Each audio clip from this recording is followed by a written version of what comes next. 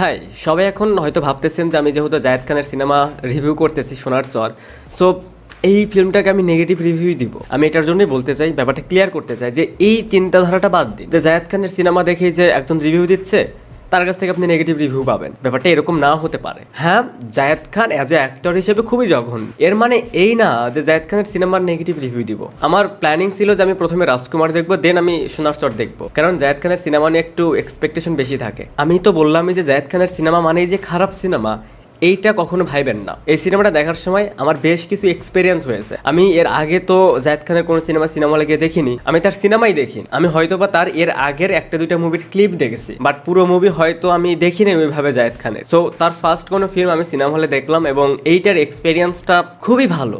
আমি এটা দেখেই অবাক যে আমি যখন দেয়ালের দেশ সিনেমাটা দেখি তখন অডিয়েন্স মানে বোরিং ফিল হচ্ছিল, অডিয়েন্স সিনেমাটা দেখে মজা পাচ্ছিল না। বাট সোনার চর সিনেমাটা দেখার সময় আমি কোনো অডিয়েন্সকে দেখলাম না যে সে বসে বোরিং ফিল করতেছে, উল্টা সে হাতে তালি দিচ্ছে, উল্টা সে হাসাহাসি করতেছে। হ্যাঁ, ইমোশনাল সিনগুলোতেও হাসাহাসি করতেছে, আবার ফানি কোনো সিনেও তারা হাসাহাসি করতেছে। মানে ব্যাপারটা হচ্ছে যে সিনেমায় যাই হোক হাসতে হবে। এই মুভির যে প্লট, এটা হচ্ছে 1975-এর পরের। এই ফিল্মে কাস্টিং এ রয়েছে শহীদুজ্জামান সেলিম, জায়েদ খান, ওমর সানি, মৌসুমী। এই সিনেমার কাস্টিং দেখে আমি ভাবলাম যে আসলে টাকার অনেক দরকার লাইফে। আপনি এক সময়ের যত ভালোই অভিনেত্রী হন, যত ভালোই অভিনেতা হন, বা আপনি সুপারস্টারও হন, বাট একটা সময় আপনার টাকার প্রয়োজন হবে আর আপনাকে এই ধরনের কাজ করতেই হবে। লাইফে প্রচুর টাকার দরকার, তা না হলে কি শহীদুজ্জামান সেলিমের মতো পারফর্মার এইসব সিনেমাতে অভিনয় করে? মৌসুমী, যাকে এখন অনেকে আইডল ভাবে, সেও এই ধরনের সিনেমায় কাজ করে। এই সিনেমার গল্প নিয়ে, মেকিং নিয়ে কিচ্ছু বলার নেই। আপনি যখন সিনেমাটা দেখবেন, মানে লাইক 2024-এ বসে যে আপনি সিনেমাটা দেখতেছেন, হজম করতেছেন, এটা না,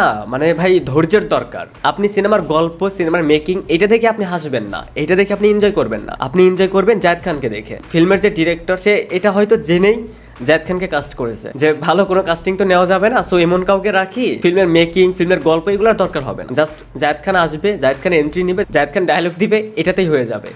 এটাই এনাফ। বিশ্বাস করবেন কিনা জানি না, এরকম অনেক সিন রয়েছে এই ফিল্মে যেখানে জায়েদ খান ফাইট করতেছে, যেখানে জায়েদ খান ডায়লগ দিচ্ছে, যেখানে জায়েদ খান নায়িকার সাথে কথা বলতেছে, রোমান্স করতেছে। সেই সিনগুলো অডিয়েন্স এনজয় করতেছে। একটা সিন আছে যেখানে জায়েদ খান দৌড়ে আসতেছে, ওই সিনটা পিওর গুজবাম। আর যাই হোক, অডিয়েন্স এনজয় করছে। আর যে কথাগুলো হচ্ছিল যে এই ফিল্মের জন্য জায়েদ খান নিজেকে অনেক চেঞ্জ করেছে, অনেক স্ট্রাগল করতে হয়েছে, অনেক প্যারাও সহ্য করতে হয়েছে। হ্যাঁ আসলেই, কারণ নদীতে সাঁতার কাটা, কাদাতে মাখামাখি করা, এগুলো তো স্ট্রাগলেরই কাজ। ব্রিলিয়ান্ট।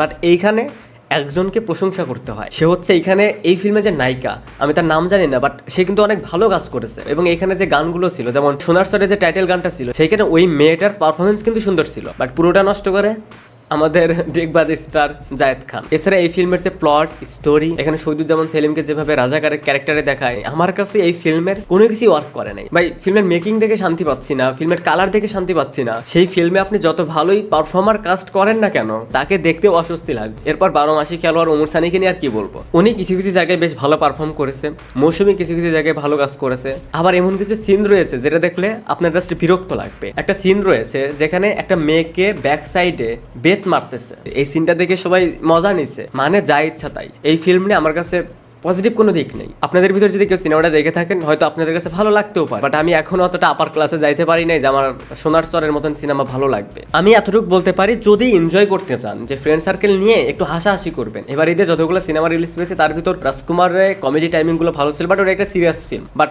আপনি যদি এর থেকেও বেশি হাসতে চান, আপনি যদি এনজয় করতে চান, নায়ক এন্ট্রি নিচ্ছে, নায়ককে মারামারি করতেছে, নায়ক ডায়লগ দিচ্ছে, নায়ক যা করতেছে সেটা দেখে আপনি হাসবেন, তাহলে আমি আপনাকে রিকমেন্ড করতে পারি সোনার চর।